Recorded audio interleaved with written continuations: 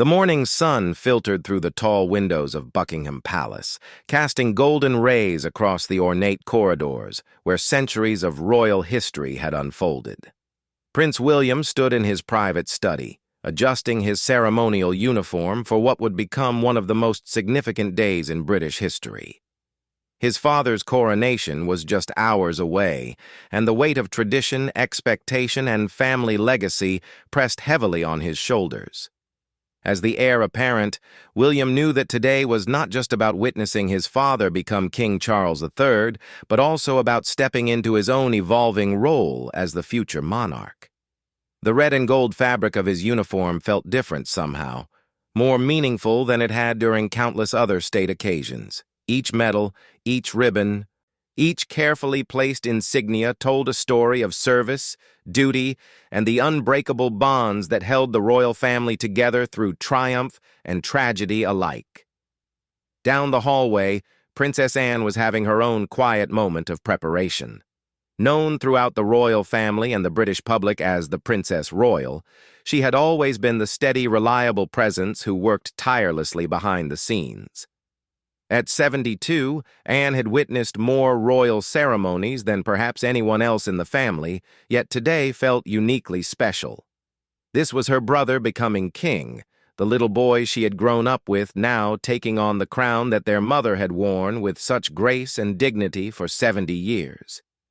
Anne's lady-in-waiting carefully adjusted the Princess Royal's ceremonial dress. A deep navy creation that honored both tradition and her own practical nature. Unlike some members of the royal family who seemed to live for the pageantry, Anne had always approached these occasions with a mixture of professional duty and genuine family pride. Today, however, there was something more in her demeanor. Her usually composed expression held traces of emotion that she rarely allowed others to see. The relationship between William and Anne had always been special, though it was one that the public rarely got to witness in its full depth. Despite the significant age gap between them, they shared a deep understanding of what it meant to serve the crown while maintaining one's individual identity. Anne had been like a second mother to William during some of the most difficult periods of his life, particularly after his mother, Princess Diana's death when he was just 15 years old. It was Anne who had sat with him during those long, dark nights when the weight of public grief seemed impossible to bear. She never offered empty platitudes or tried to minimize his pain. Instead, she shared stories of their own family's resilience, of how the royal family had weathered storms before and emerged stronger. Her wisdom had been invaluable during William's transition from a grieving teenager to a young man ready to embrace his royal duties. As the morning progressed, the palace buzzed with the controlled chaos that always preceded major state occasions. Hundreds of staff members moved with practiced efficiency, ensuring that every detail was perfect. The route to Westminster Abbey had been secured, the guest list checked and rechecked, and the media arrangements finalized down to the last camera angle. Yet amidst all this professional activity, the human element of the day remained paramount. William found himself thinking about his children as he made his final preparations. Prince George, now old enough to understand the significance of the day, would be watching his grandfather become king, while also seeing his own father step closer to the throne. It was a moment that would shape the young prince's understanding of his own future in ways that William was still processing himself. The cycle of royal succession was both beautiful and daunting, connecting past, present, and future in an unbroken chain of service and tradition. Catherine, the Princess of Wales, joined William in his study, her own preparation complete. She looked radiant in her ceremonial attire, but William could see the mixture of excitement and concern in her eyes. They had discussed this day many times, knowing that it would mark a significant shift in their own responsibilities and public profile. As the wife of the heir apparent to a reigning monarch, Catherine's role would evolve in subtle but important ways. The couple shared a quiet moment together, holding hands as they looked out at the crowds already gathering along the Coronation route. People had been camping out for days, some traveling from across the Commonwealth and beyond to witness this historic moment. The dedication of these supporters never ceased to amaze William, and it reminded him of the profound responsibility he carried not just to the institution of monarchy, but to the millions of people who looked to the royal family for stability, continuity, and inspiration. Meanwhile, Anne was conducting her own final review of the day's schedule with her private secretary. As a working member of the royal family, she had more official engagements than almost anyone else, and even on this most special of days, there were protocols to follow and duties to discharge. Her role in the coronation ceremony itself was clearly defined, but it was the moments between the formal proceedings that she valued most. The Princess Royal had always prided herself on her ability to read the emotional temperature of any situation, and she sensed that William was carrying more than his usual burden of responsibility today. It wasn't just the gravity of the occasion or the media attention that would follow their every move. There was something deeper. A recognition that this coronation represented a fundamental shift in the dynamics of their family and their individual roles within both the family structure and the broader institution of monarchy. Anne made her way through the palace corridors toward William's study, her footsteps echoing softly on the polished floors. Along the way, she passed portraits of monarchs past, each face telling a story of leadership during different eras of British history. Some had ruled during times of war, others during periods of great social change. All had faced the challenge of balancing personal desires with public duty, individual humanity with institutional demands. When she knocked gently on William's study door, he called for her to enter immediately. The relief in his voice was subtle, but unmistakable to someone who had known him for his entire life. Catherine excused herself gracefully, understanding that this was a moment for the two of them to share privately. She kissed William softly on the cheek and whispered words of encouragement before leaving them alone. "Nervous?" Anne asked, simply, taking a seat in one of the comfortable chairs near the window. Her directness was one of the qualities that William had always appreciated most about his aunt. There was no pretense with Anne, no need to maintain facades or worry about saying the wrong thing. She created a space where he could be honest about his feelings without judgment or advice unless he specifically asked for it. William considered the question carefully before answering. "Not nervous exactly," he said, joining her by the window where they could see the growing crowds in the distance. "More aware, I suppose. Aware that everything changes today. Not just for Father, but for all of us. The hierarchy shifts, the expectations evolve, and suddenly I'm one step closer to—" He trailed off, not needing to finish the sentence. Anne nodded understandingly. She had experienced similar moments throughout her own life, though her position as the Princess Royal meant that her path had always been different from that of the direct heirs.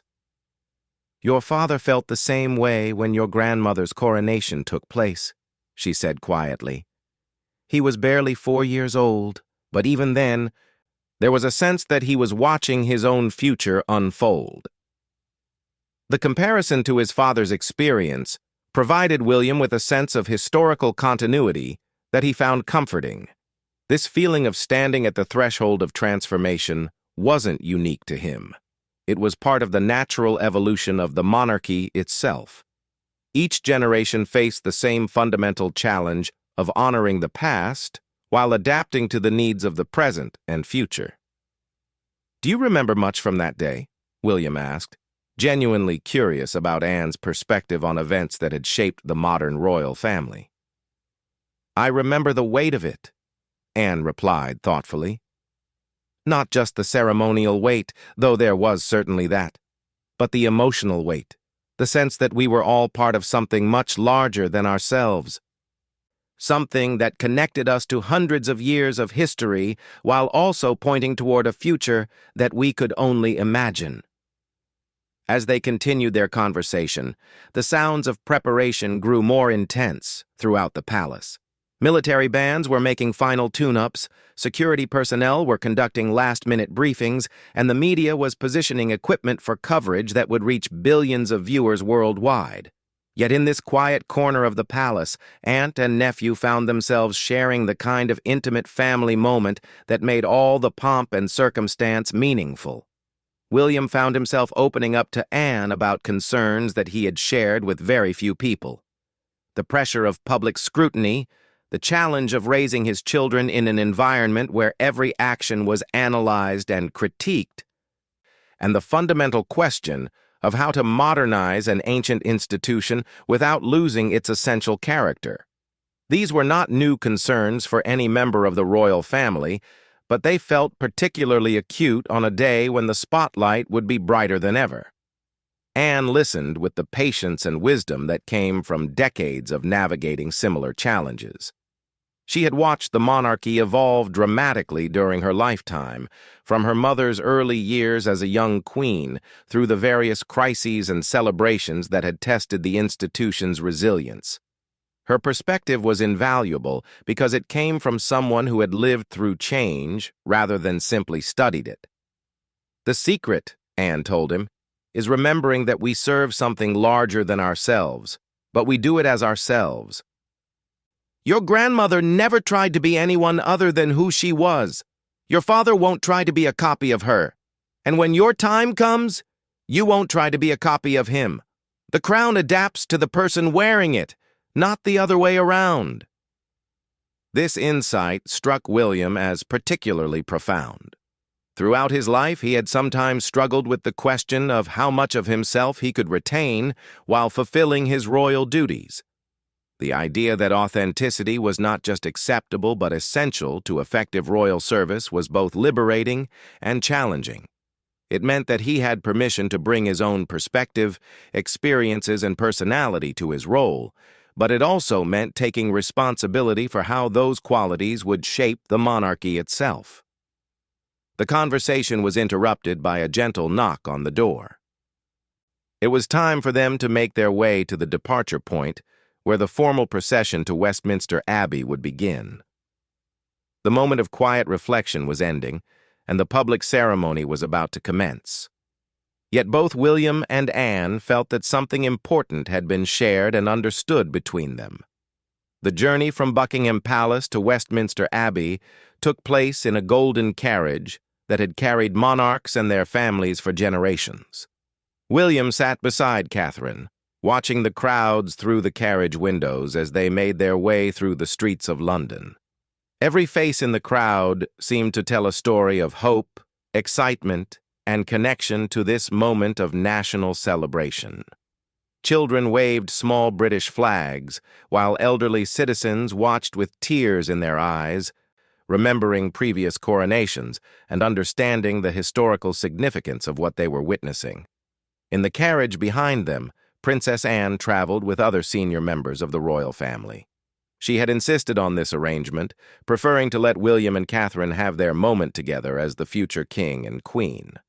Through her own carriage window, she observed the same crowds, with the practiced eye of someone who had participated in countless royal occasions. Yet even her experienced perspective couldn't diminish the magic of seeing an entire nation unite in celebration of continuity and tradition. The procession moved at a stately pace, allowing people along the route to see their royal family clearly. William found himself making eye contact with individuals in the crowd, offering smiles and waves that were returned with enthusiasm and genuine warmth. These connections, however brief, reminded him of why the monarchy mattered to so many people. It wasn't just about ceremony or tradition. It was about providing a focal point for national identity and shared values. Westminster Abbey came into view, its ancient spires reaching toward a sky that had cleared to reveal brilliant sunshine. The Gothic architecture of the Abbey seemed particularly magnificent today, decorated with flowers and banners that honored both the solemnity and joy of the occasion. Thousands of guests were already seated inside, representing every aspect of British society and the Commonwealth nations, from heads of state to community volunteers who had been recognized for their service. As their carriage approached the Abbey, William felt a moment of profound connection to the countless generations of his family who had entered this same building for their own coronations. The weight of history was palpable, but so was the sense of continuity and purpose that gave meaning to the ceremony they were about to witness. His father would soon take the same vows that monarchs had taken for over 1,000 years, pledging to serve his people with dedication and integrity. The royal family dismounted from their carriages with the precision that came from years of practice, but today there was an extra layer of significance to every movement.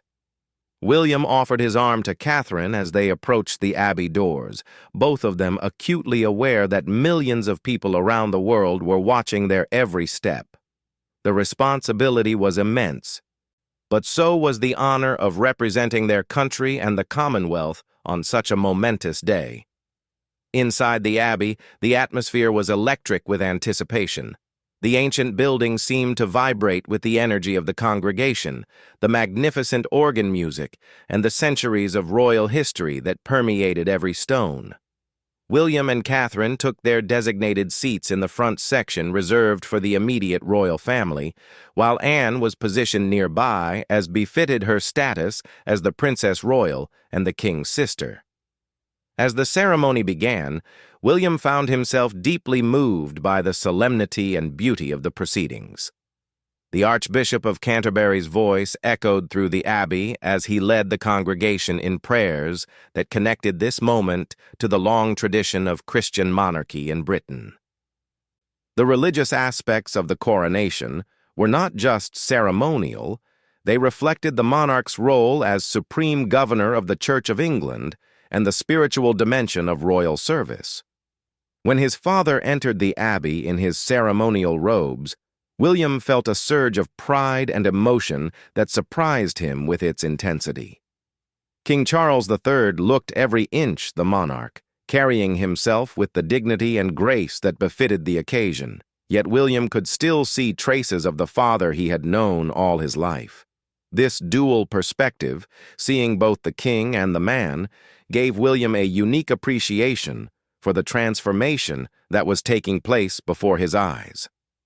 Princess Anne watched the ceremony with her own mixture of professional observation and deep personal feeling. As the king's sister, she had witnessed his preparation for this role throughout their entire lives together. She had seen him struggle with the challenges of being heir to the throne, watched him develop his own vision of modern monarchy, and supported him through the difficulties and controversies that had marked his journey to the crown. Today represented the culmination of decades of preparation and personal growth. The moment when the Archbishop placed the crown on King Charles's head was one of pure magic that seemed to suspend time itself. The Abbey fell completely silent except for the Archbishop's words, and then erupted in joyful exclamation as the congregation acknowledged their new monarch. William felt tears in his eyes as he witnessed this transformation, understanding that he was not just watching his father become king, but also seeing his own future reflected in the ceremony. Anne noticed William's emotional response and felt her own eyes moisten in sympathy. She understood better than most what this moment meant for him personally. The crown that now rested on his father's head would someday be his responsibility to wear, and the vows that his father was taking would someday be his to make. The ceremony was beautiful and meaningful in its own right, but for William it was also a preview of his own destiny. Throughout the service, there were moments when William and Anne's eyes met across the space that separated their seats. No words were needed to communicate the depth of feeling and understanding that passed between them. They were sharing not just a family celebration, but a profound moment of transition that would affect both their lives in fundamental ways.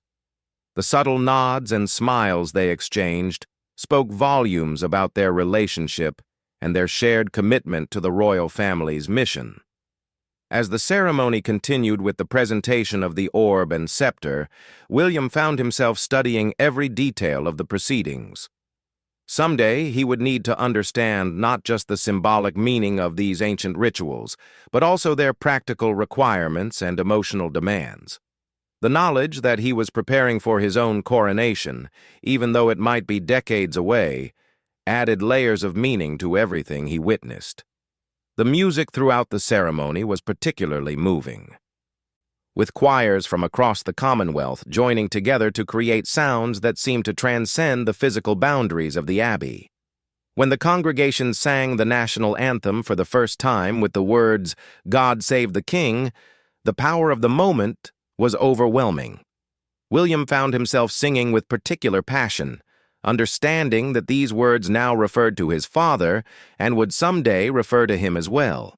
Princess Anne had always been known for her practical approach to royal duties, but even she was swept up in the emotional power of the ceremony. Watching her brother take on the responsibilities that their mother had carried for 70 years brought back memories of their childhood, their mother's coronation that she barely remembered, and all the family moments that had led to this day. The personal and the institutional seemed to merge together in a way that made the ceremony both intimate and grand. During the part of the service when various representatives of the Commonwealth approached the king to offer their allegiance, William was particularly struck by the diversity and dedication of the people who served the crown in different capacities. From military leaders to religious figures to representatives of charitable organizations, each person who approached the throne represented a different aspect of the king's responsibility to serve all his people. The moment when Catherine curtsied to the new king was especially poignant for William. His wife's graceful acknowledgement of his father's new status was both a formal requirement and a personal gesture of respect and support. William knew that Catherine understood the significance of this moment not just for the family, but for their own future roles as well. Her composure and dignity throughout the ceremony reminded him once again of why she was such a perfect partner for the responsibilities they shared. As the ceremony moved toward its conclusion, William began to anticipate the moment when they would all emerge from the abbey to greet the crowds that had been waiting patiently outside. The contrast between the ancient solemnity of the coronation service and the joyful celebration that awaited them outside represented the dual nature of royal life, the serious responsibilities and the connection with ordinary people that made those responsibilities meaningful. Anne was also preparing mentally for the transition from the private family moment they had been sharing inside the abbey to the very public celebration that would follow. She knew that the cameras would be focused on every member of the royal family as they emerged, looking for signs of emotion, family dynamics, and hints about how the new reign would unfold. Her years of experience had taught her how to navigate these moments with grace, while still allowing herself to enjoy the genuine celebration. When the final hymn began, both William and Anne found themselves singing with particular enthusiasm. The words seemed to capture perfectly the mixture of gratitude, hope, and dedication that characterized the day. As their voices joined with hundreds of others in the abbey and millions more watching around the world, they were participating in something that connected them to the very best traditions of British public life, while also pointing toward a future full of possibilities. The ceremony concluded with the king and queen processing out of the abbey, followed by the rest of the royal family in carefully planned order. William and Catherine walked together, their steps measured and dignified, while Anne followed with other senior royals. As they made their way toward the abbey doors, each of them was aware that they were leaving one phase of their lives behind and entering another that would be shaped by this extraordinary day. Emerging from Westminster Abbey into the brilliant afternoon sunlight felt like stepping into a completely different world. The solemn majesty of the coronation ceremony gave way to an explosion of joy and celebration that seemed to energize the very air around them. Thousands of people lined the streets, their cheers creating a wave of sound that rolled across central London like thunder. Union Jacks fluttered from every available surface, creating a sea of red, white, and blue that stretched as far as the eye could see. William helped Catherine into their carriage for the return journey to Buckingham Palace, both of them still processing the magnitude of what they had just witnessed. The transformation of his father from heir to king had been complete and profound, marked not just by the placement of the crown, but by the entire weight of ceremony, tradition, and public acknowledgement. As their carriage began to move through the cheering crowds, William found himself waving with a new understanding of what these public appearances meant to the people who had gathered to share in this historic moment. Princess Anne, traveling once again in the carriage behind them, watched the public reaction with the keen observation skills that had made her one of the most respected members of the royal family. She could see in the faces of the crowd a genuine affection and excitement that went beyond mere curiosity about royal ceremony. These people had invested emotionally in this day, some camping out for nights to secure the best viewing spots, others traveling great distances to be part of the celebration. Their enthusiasm was a reminder of the special relationship between the British people and their royal family. The journey back to Buckingham Palace seemed both longer and shorter than the morning's procession. Longer because the excitement and emotion of the day had heightened everyone's awareness of each moment, but shorter because the celebration atmosphere made the time pass quickly. William found himself making more direct eye contact with individuals in the crowd, sharing smiles and waves that felt more personal and meaningful than ever before. As they approached the palace gates, William could see the massive crowd that had gathered in front of the building, waiting for the traditional balcony appearance that would officially conclude the day's public ceremonies. The sight of so many people gathered in peaceful celebration was deeply moving, a testament to the enduring appeal of the monarchy and its role in bringing the nation together during moments of significance and joy. Inside the palace, there was a brief period of organized chaos as the royal family prepared for their balcony appearance. Ceremonial robes were adjusted, final touches were made to hair and makeup, and everyone received last-minute briefings about the timing and choreography of what would be one of the most photographed moments in recent royal history. Yet beneath all this professional activity, there was also a sense of family celebration that was every bit as real as the public pageantry. William used this interval to seek out Princess Anne for a private moment before they all appeared before the crowds. He found her in one of the palace's smaller sitting rooms, taking a few minutes to collect her thoughts after the intensity of the morning and afternoon. She was standing by the window, looking out at the sea of people below, and he could see in her profile the mixture of satisfaction and reflection that marked the end of a significant royal occasion. "Quite a day," he said simply as he joined her by the window. The understatement was intentional, a bit of characteristic British reserve that acknowledged the magnitude of what they had experienced without overstating it. Anne smiled at his choice of words, understanding the depth of feeling that lay beneath his casual tone. "Your father looked magnificent," Anne replied, and William could hear the pride and emotion in her voice. "Every inch a king. Mother would have been so proud of him today, and so proud of all of us for supporting him through it." The reference to Queen Elizabeth II brought a moment of poignant reflection to their conversation. Her absence was felt keenly on such occasions, yet her influence and example seemed to permeate everything the family did. Through the window, they could see the crowds growing even larger as people continued to arrive for the balcony appearance. The atmosphere below was festive and joyful, with impromptu singing and flag-waving, creating a carnival-like mood that contrasted beautifully with the solemnity of the morning's ceremony. Street vendors moved through the crowd selling commemorative items, families shared picnic lunches on the pavement, and children ran between the adults with the boundless energy that comes from being part of something special. "How do you feel about it all?" Anne asked William directly. "Not the ceremony itself, but what comes next? How it changes things for you and Catherine and the children. Her question went straight to the heart of what William had been thinking about throughout the day. The coronation had been beautiful and meaningful, but it also marked the beginning of a new chapter in his own life that would bring both opportunities and challenges. William considered his answer carefully.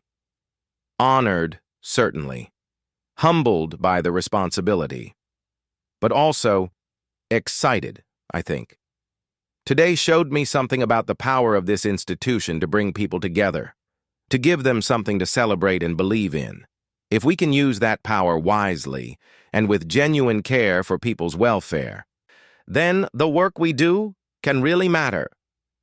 Anne nodded approvingly at his response. Throughout his adult life, she had watched him wrestle with questions about the relevance and purpose of monarchy in the modern world.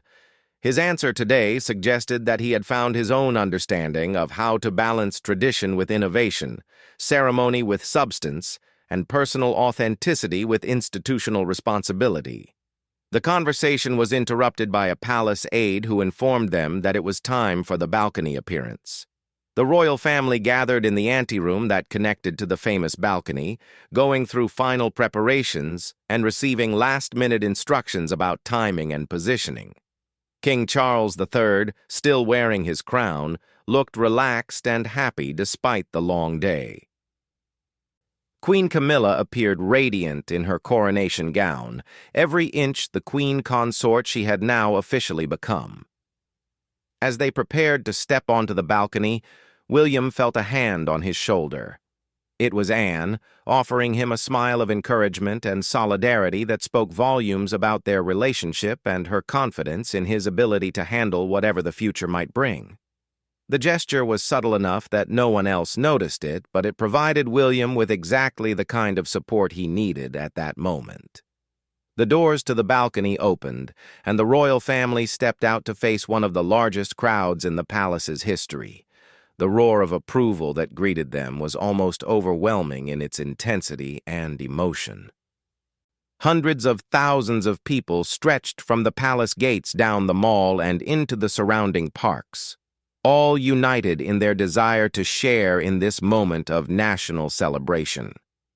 King Charles III stepped forward to acknowledge the crowd's enthusiasm, raising his hand in the traditional royal wave that had been perfected by generations of monarchs before him.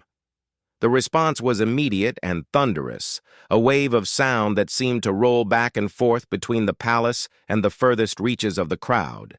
William, standing to his father's right as the heir apparent, felt the full impact of this public affection and support.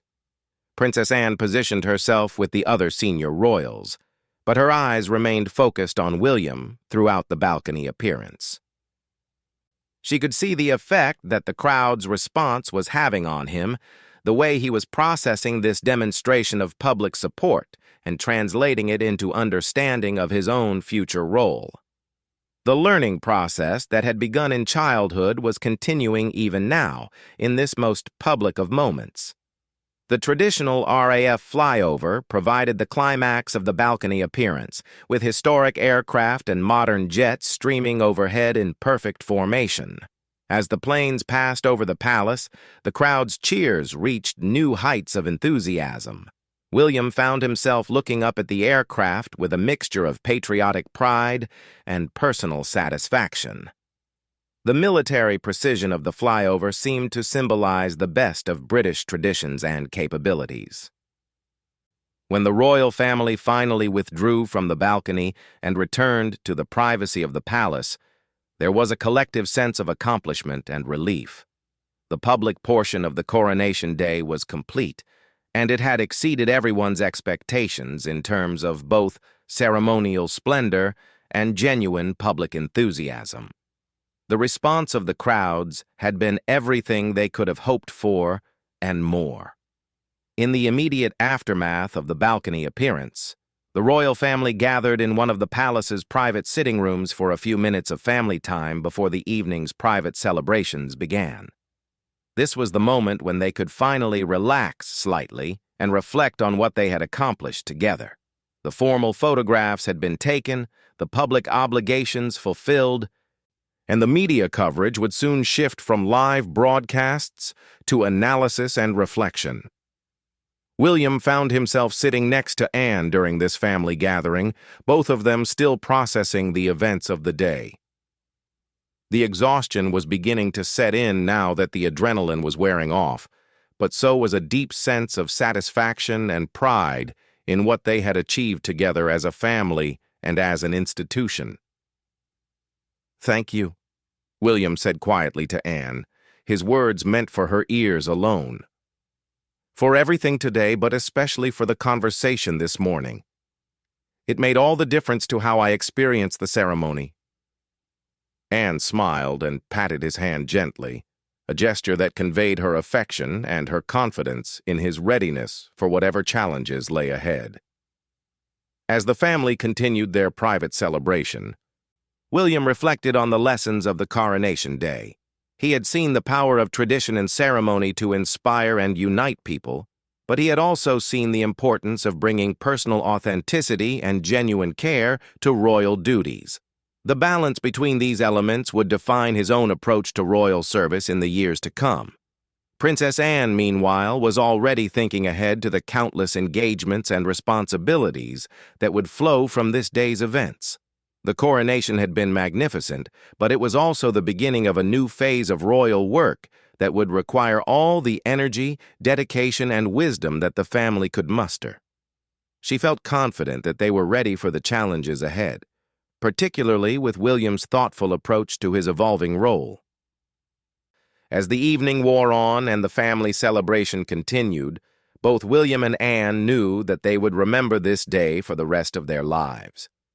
It had been a day of pure magic, filled with moments that connected them to their heritage, while also pointing toward a future full of possibility and purpose. The coronation of King Charles III had been a triumph, but it had also been the beginning of a new chapter in the long story of the British monarchy, a chapter that they would write together with dedication, wisdom, and love.